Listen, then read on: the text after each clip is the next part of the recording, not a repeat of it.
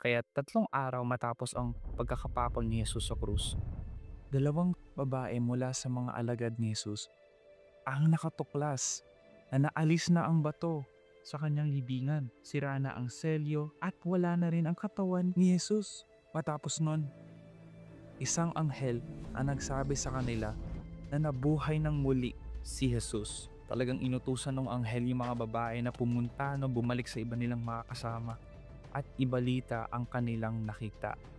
Sa gospel accounts mababasa natin, nakipagkita si Jesus sa kanyang mga tagasunod at sila rin gulat na gulat nung nakita niya sila.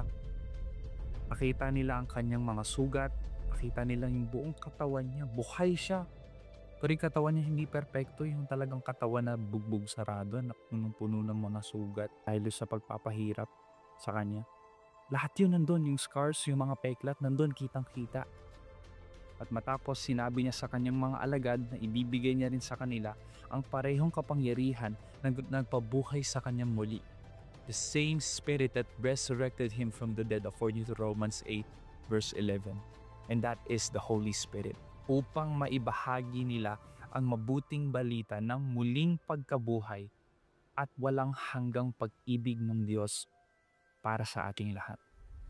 Patapos nito sinugo niya ang kanyang mga alagad upang ipahayag ang mabuting balita sa lahat ng tao sa buong mundo.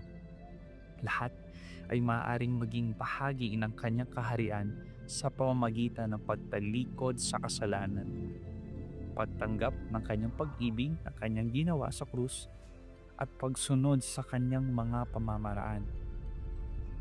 Ito ang linggo ng pagkabuhay na siyang pinagdiriwang ng mga tagasunod ni Jesus ng may kagalakan sapagkat si Jesus ay muling nabuhay at nagsimula na ang kaligtasan para sa lahat.